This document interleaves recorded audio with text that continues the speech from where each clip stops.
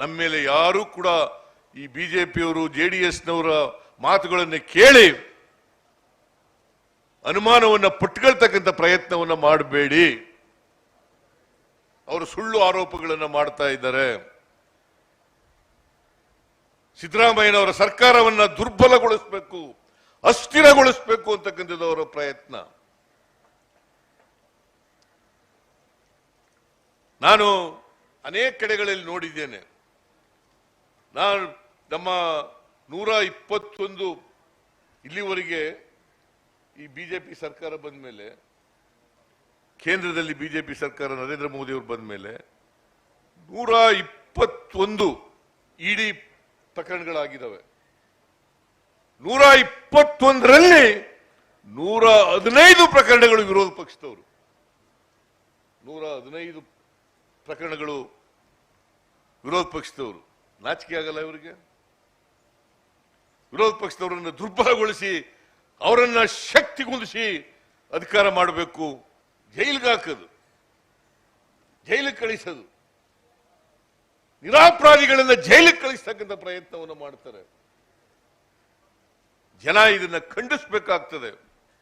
BJP ಜೆಡಿಎಸ್ನವರು ಮನೆ ಮುರುಕರು, ಮನೆ ಮುರುಕ್ತನ ಮಾಡ್ತಕ್ಕಂಥ ಕೆಲಸವನ್ನ ಮಾಡ್ತಾರೆ. ಬಿಜೆಪಿ ಜೆಡಿಎಸ್ನವರು ಈಗ ಒಟ್ಟಾಗ್ಬಿಟ್ಟಿದ್ದಾರೆ. ಇದಕ್ಕಿದ್ದಾಗಲೇ ಏನು ಒಬ್ರಿಗೊಬ್ರು ಕಂಡ್ರೆ ಆಯ್ತಿರಲಿಲ್ಲ. ಈಗ ಯಾವ ಪ್ರಕರಣ ಆದರೂ ಕೂಡ ಸಿಬಿಐ ಕೊಡಿ, ಸಿಬಿಐ ಕೊಡಿ. ಇದೇ ಬಿಜೆಪಿಯವರು ಸಿಬಿಐನ, ನಾನು ವಿರೋಧ ಪಕ್ಷದ ನಾಯಕನಾಗಿದ್ದಾಗ ಸಿಬಿಐ ಕೊಡಿ ಅಂತ ಕೇಳಿದಾಗ ಚೋರ್ ಬಚಾವ್ ಇನ್ಸ್ಟಿಟ್ಯೂಷನ್ ಅಂತ ಕರೀತಾ ಇದ್ರು. ಚೋರ್ ಬಚಾವ್ ಇನ್ಸ್ಟಿಟ್ಯೂಷನ್. ಈಗ ಇದಕ್ಕಿದ್ದಲೇ ಪ್ರೀತಿ ಬಂದ್ಬಿಟ್ಟದೆ ಸಿಬಿಐ ಮೇಲೆ.